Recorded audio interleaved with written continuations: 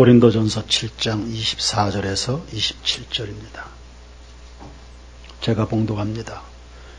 운동장에서 다름질하는 자들이 다 달릴지라도 오직 상을 받는 사람은 한 사람인 줄을 너희가 알지 못하느냐. 너희도 상을 받도록 이와 같이 다름질하라. 이기기를 다투는 자마다 모든 일에 절제하나니 그들은 썩을 승리자의 관을 얻고자 하되 우리는 썩지 아니할 것을 얻고자 하노라. 그러므로 나는 다름질하기를 향방 없는 것 같이 아니하고 싸우기를 허공을 치는 것 같이 아니하며 내가 내 몸을 쳐 복종하게 함은 내가 남에게 전파한 후에 자신이 도리어 버림을 당할까 두려워함이로다. 아멘. 평창 동계올림픽이 5일 앞으로 다가왔습니다. 예상하기론 약 90개 나라 3,000명의 선수단이 306개의 메달을 두고 치열한 경주를 펼칠 겁니다. 우리 민족으로선 참 감격스러운 일입니다. 우리같이 조그만 그것도 반쪽짜리 반도 국가에서 연이어서 하계올림픽, 월드컵, 동계올림픽, 또 세계 박람회까지 국제적 규모의 메이저급 행사들을 다 개최한다는 것. 지구촌에서 과연 몇 개 나라나 이런 일을 했겠습니까? 하나님의 은혜인 줄로 믿습니다. 올림픽의 발상지는 그리스입니다. BC 776년에 시작이 됐고요. 4년에 한 번씩 개최가 됐습니다. 그러다가 AD 393년 로마 황제 데오도시우스가 이런 행사는 이교도적 잔치다. 그런 이유로 중단을 시켰습니다. 그리고 오랜 세월이 지나서 1896년부터 재개가 된 것이 하계올림픽입니다. 동계올림픽은 1924년 프랑스 샤모니에서 처음 도입이 됐습니다. 올림픽이 지구촌 최대 축제요, 대화합의 마당이란 점에선 고무적이긴 하지만 성도들 입장에선 분명히 못마땅한 거 하나가 있긴 합니다. 그리스 신에게 제사 행위를 한 여사제들이 성화를 체화하는 장면은 눈에 거슬립니다. 그러나 참으로 하나 무슨 방도로 하든지 전파되는 것은 그리스도라는 말씀처럼 우리 성도들은 그리고 교회들은 이 올림픽이 영적인 올림픽으로 승화되도록 기도하고 마음의 준비를 모아야 될 줄로 믿습니다. 첫째는 대한민국, 그것도 우리 안방 강원도에서 열리는 행사이니만큼 불미스러운 일이 없이 잘 치러지도록 기도해야 되겠고,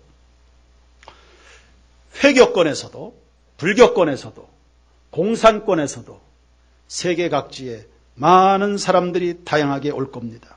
그들 모두에게 폭넓게 복음을 전할 수 있는 선교의 절호의 기회로 삼아야 되겠습니다. 해서 올림픽 기간에 우리 교회 유초소년부 어린이들이, 중고등부 청소년들이 노방 찬양팀으로 현지에서 복음을 전할 계획을 하고 있습니다. 늘 그렇듯 국제적 행사에는 각국 정치인들의 속셈이 있습니다. 사업가들의 발빠른 전략, 출전 선수들이 가지는 돈과 명예에 대한 욕심들이 있습니다. 그리고 그것을 즐거워하는 관중들이 한바탕 뒤섞이는 그런 올림픽이 되겠지요. 우리는 그 가운데 기도하는 겁니다.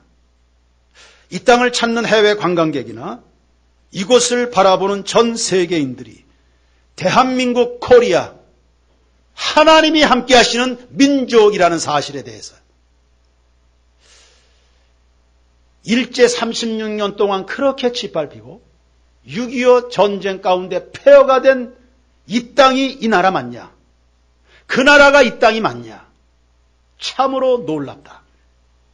할렐루야. 하나님 앞에 영광을 돌리는 우리의 민족을 바라보면서 그리고 세계 어디에서나 대할 수 있는 똑같은 산천초목이지만 대한민국의 들판과 산과 바다를 바라보면서 왠지 거기서 하나님의 영광을 느낄 수 있는 그런 올림픽이 되게 하옵소서.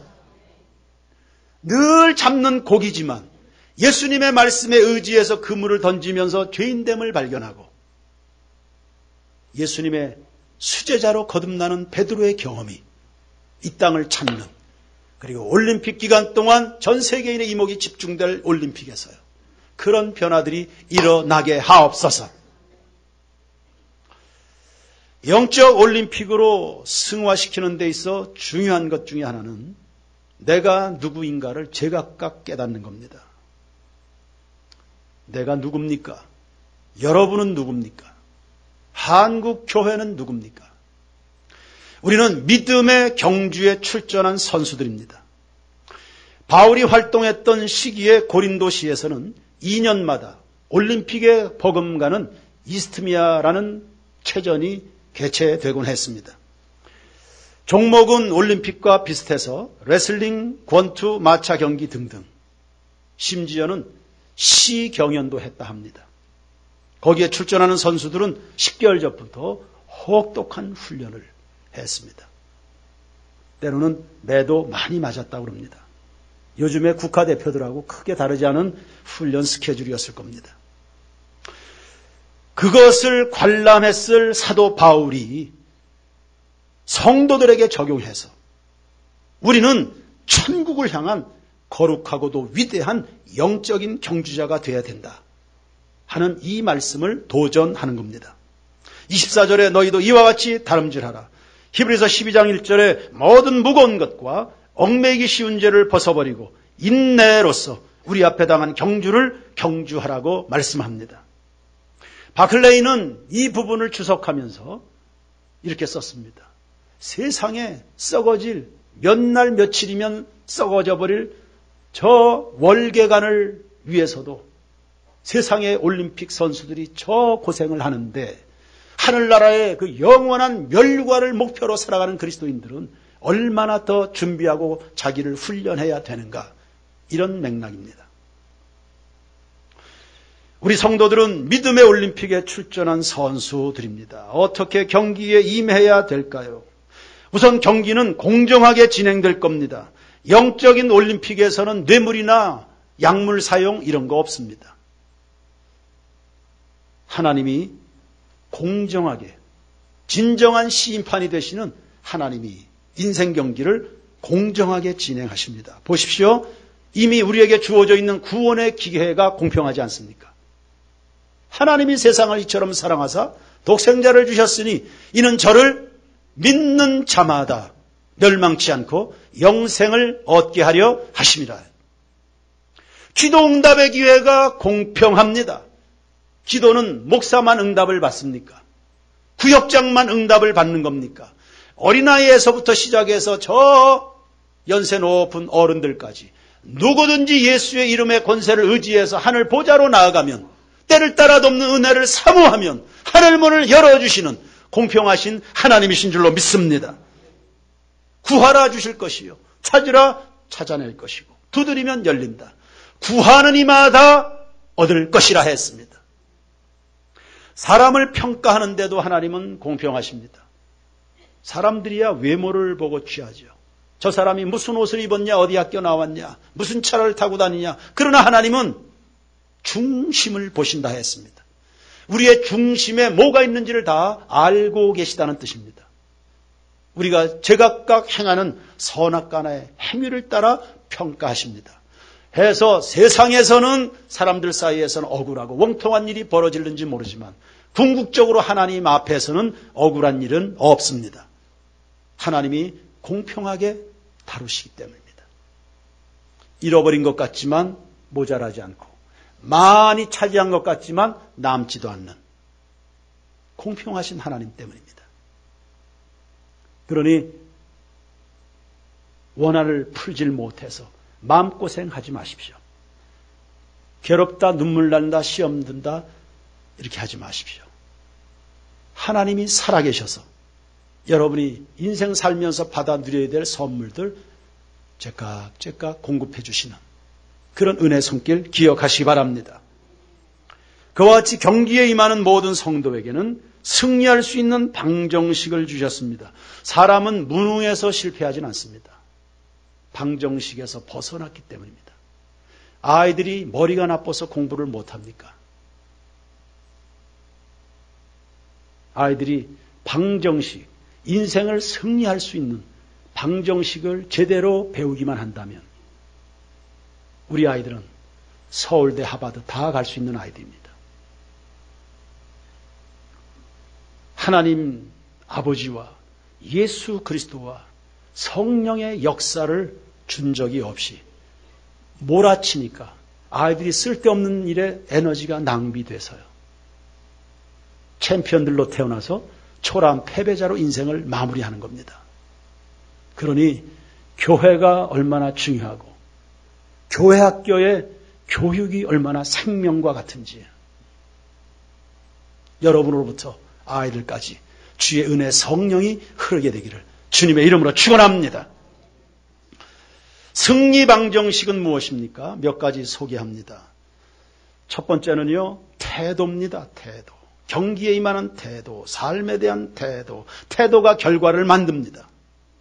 본문의 맥락을 보면 승리하는 경주자가 있는가 하면 패배자가 있음을 암시합니다. 24절에 상 받는 자가 있고 27절에 버림을 당하는 자가 있습니다. 성경에 많은 사례들이 등장합니다. 과인과 아벨, 환경과 출발이 똑같아. 그런데 결과는 달라요. 에서와 야곱, 출발은 같은데 결과가 다르다. 여인에게 유혹을 받았다는 점에선 똑같지만 요셉과 다윗의 결과가 다릅니다. 왕이 됐다는 점에서 사울과 다윗은 똑같지만 나중 결과가 달라요. 역사적 평가도 다릅니다. 삶에 대한 태도, 하나님을 향한 태도, 직분과 사명과 은혜와 은사와 축복을 대하는 태도의 차이에서 나는 겁니다. 사도들 중에서도 예수님을 배신한 것 같은데, 예수님을 저버린 것, 등 돌린 건 똑같은데 가룟 유다와 베드로의 나중 결과가 차이가 납니다. 우리는 어느 쪽으로 가야 되겠습니까? 승리자가 될 것입니까? 패배자로 남을 것입니까? 여러분이 선택하십시오. 다니엘은 똑같은 볼모로 잡혀온 그런 조상들을 가지고 있는 그런 소년이었습니다. 그런데 뜻을 정했다 했습니다. 뜻을 정했다 했습니다. 다른 소년들과는 결과가 다른 인생을 만들어냈습니다. 나는 승리할 것이다. 나는 면류관의 주인공이 될 것이다. 하나님을 영화롭게 할 것이고 이 땅에 하나님이 살아계시는 것을 나타내는 이 시대 믿음의 영웅이 될 것이다. 여러분의 선택에 달려 있습니다. 여호수아가 운명할 때 이스라엘 백성들을 향해서 호소합니다. 이스라엘 백성들이요, 과연 여호와가 하나님이면 그 하나님을 섬기고 당신들이 생각하는 것처럼 휘둘리는 것처럼 의혹하는 것처럼 주저하는 것처럼 이 땅의 우상이 당신들의 하나님이면 그 우상 섬겨라. 그러나 오직 나와 내 집은 여호와만 섬기겠노라. 여러분이 선택하는 것입니다. 승리하는 사람은 승리할 결정을 한 사람이에요. 나는 승리할 것이다. 왜 사람이 패배합니까? 출발부터 보면 패배할 생각으로 출발합니다. 열망 없이, 거룩한 의지, 도전 정신 없이 그렇게 출발하니까 생각에서부터 이미 패배자로 출발하는 겁니다. 두 번째, 승리의 자의 수가 적습니다. 24절에 상 받는 이가 한 사람이라 했습니다. 이 한 사람은 단지 숫자상의 한 명을 의미하는 것 아니고 하나님께서 인정하시는 경주자가 되라는 뜻입니다. 그래서 세상 올림픽에서는 하나의 종목에 금메달이 하나밖에 없습니다. 그래서 신앙의 올림픽에는 종목마다 다수의 금메달이 배출될 수 있습니다. 시온 찬양대원들은 모두가 다 금메달을 목에 걸 수 있습니다. 아멘 하시기 바랍니다. 언젠가 한 집사님은 어떤 일에 마음에 찔림이 있었는지 이런 이야기 했습니다. 내가 이런 식으로 예수 믿다가는 장차 하늘나라에 가서 지붕도 없는 그런 주택을 배당받겠다. 하나님이 내가 영원히 살 집을 주실 텐데 지붕도 없는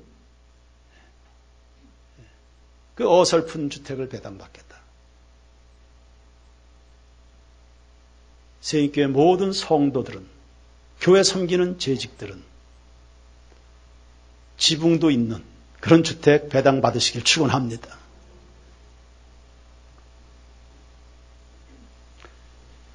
인정받는 경주 디모데후서 2장 5절에 법대로 경주하라. 고린도전서 4장 2절에는 충성스럽게 경주해라. 쉽게 말하면 최선을 다하라는 뜻입니다. 최선 다하는 사람은 부끄럽지 않습니다. 아무리 능력과 재주가 있어도 충성하지 않으면 그 사람 면류관 쓰기 어렵습니다. 미국의 지미 카터 대통령이 해군에 복무할 때에 제독으로부터 호되게 질책을 받은 적이 있습니다. 제군은 왜 최선을 다하지 않는가? 이 한마디를 잘 들었습니다. 그 삶의 태도를 바꿨습니다.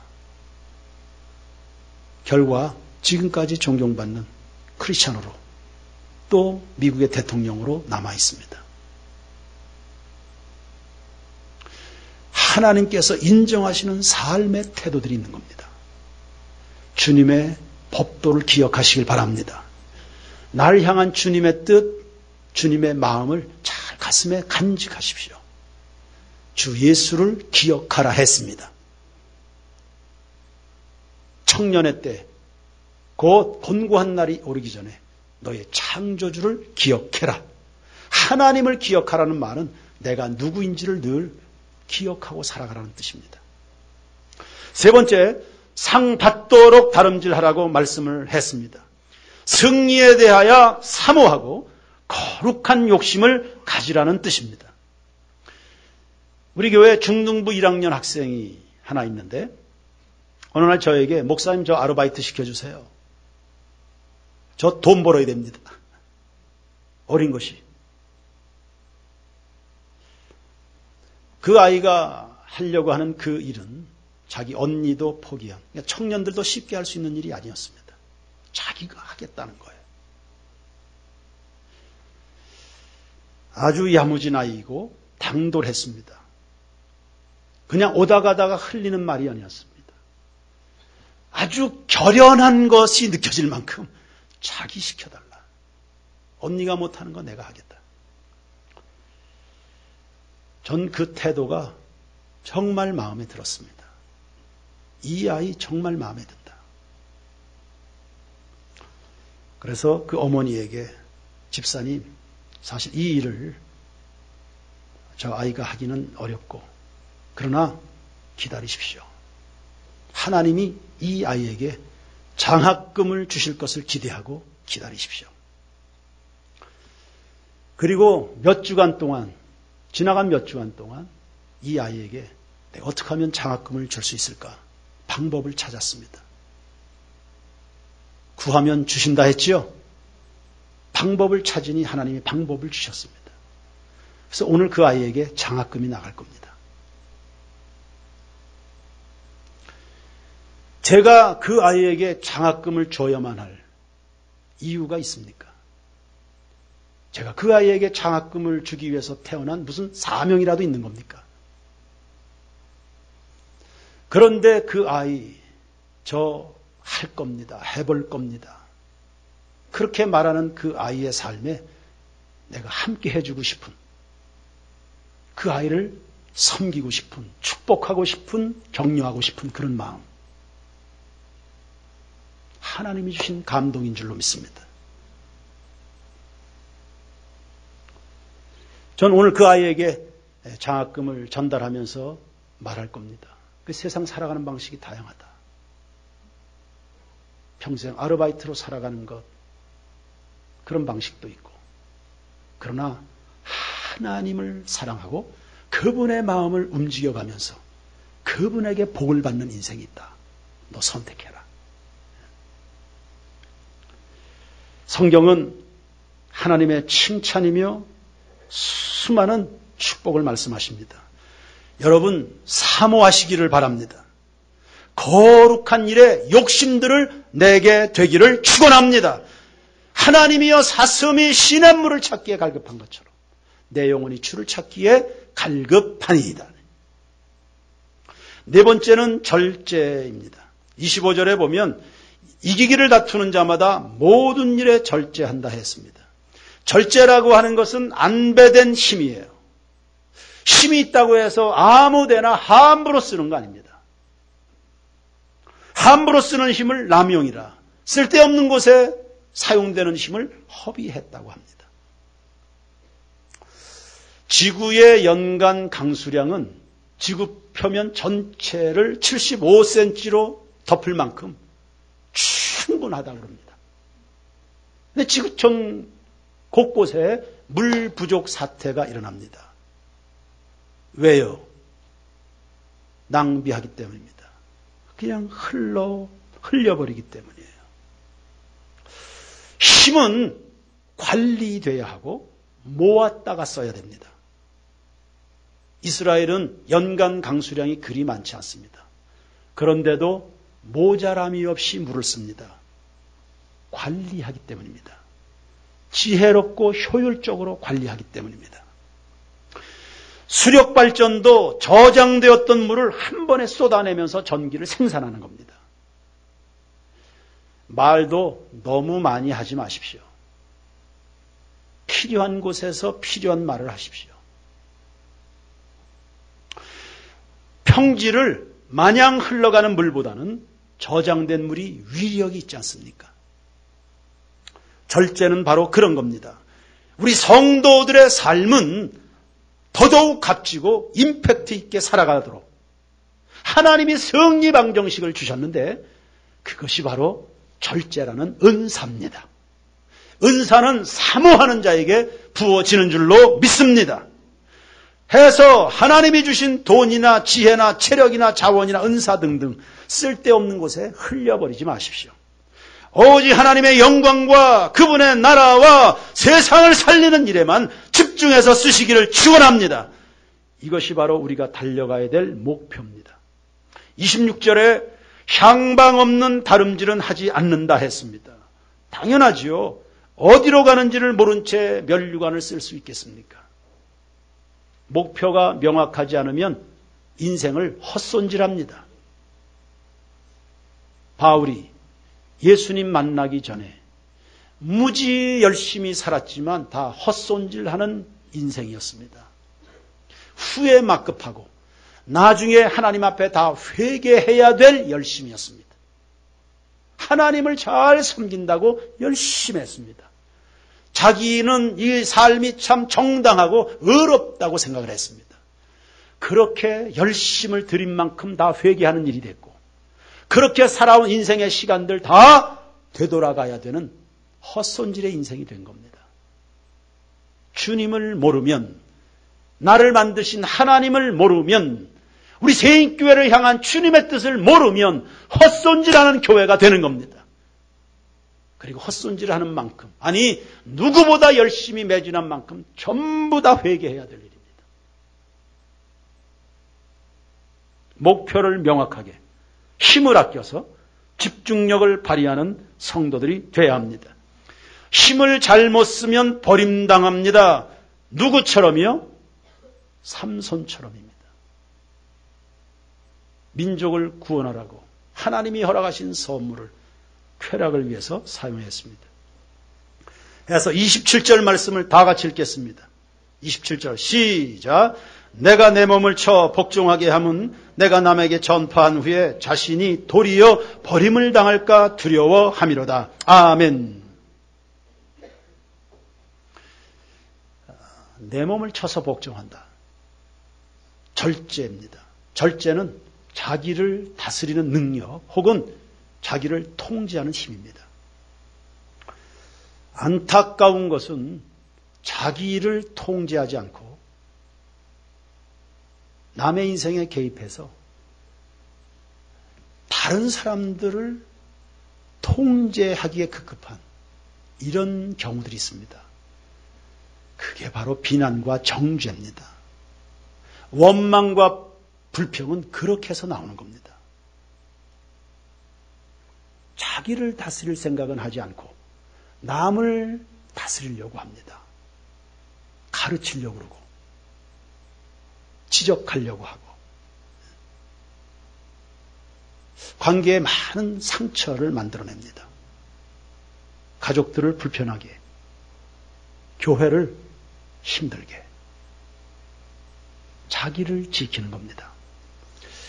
디모데후서 4장 7절에 내가 선한 싸움을 싸우고 나의 달려갈 길을 마치고 믿음을 지켰으니 바울에게도 지켜야 될 것이 있었던 겁니다. 성도 여러분, 지켜야 될 많은 것들이 우리의 삶에 있습니다. 무릇 지킬 만한 것보다 더욱 네 마음을 지키라.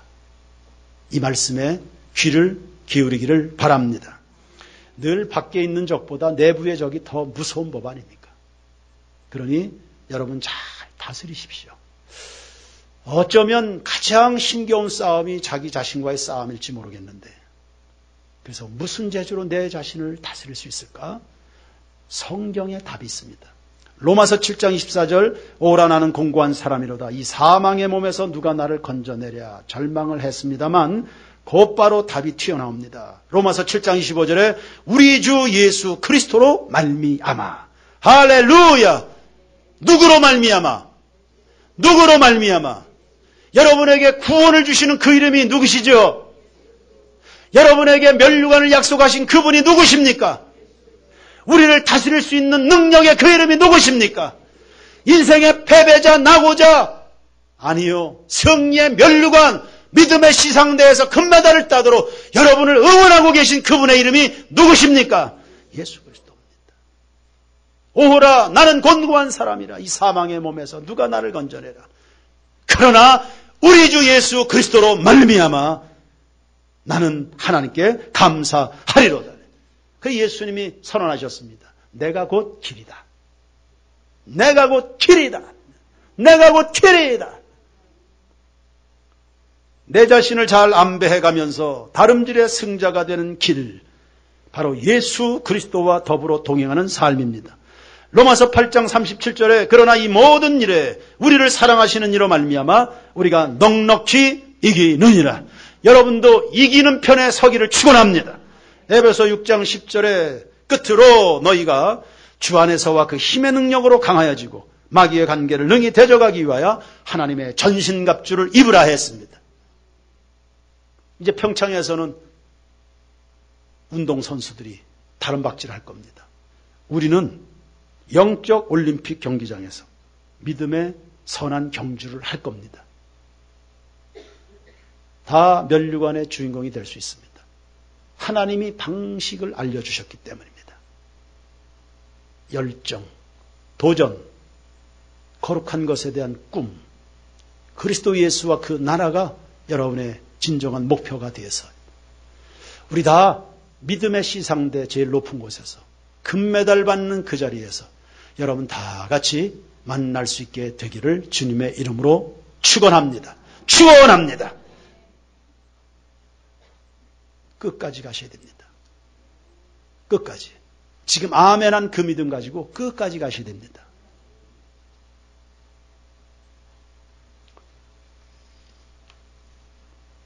황대근 집사님이 장학위원장입니다. 연말에 여러 학생들에게 장학금을 전달했습니다. 모두가 다 감사한 게 아니었습니다. 그러면서 마음에 장학금 주고 싶지 않아요. 이런 말을 오늘 오전에 하더라. 그래서 선한 일을 행하다 낙심하지 않는 겁니다. 끝까지 가셔야 됩니다. 선한 일, 주께서 기뻐하시는 일을 하면 할수록 모두가 다 환영하고 우리를 격려하는 건 아니거든. 다시 따라서 합시다. 끝까지 간다. 끝까지 간다. 아무리 이륙을 잘했어도 중간에 포기하면 면류관은 없는 겁니다. 끝까지 가는 겁니다. 끝까지. 찬양 드리겠습니다.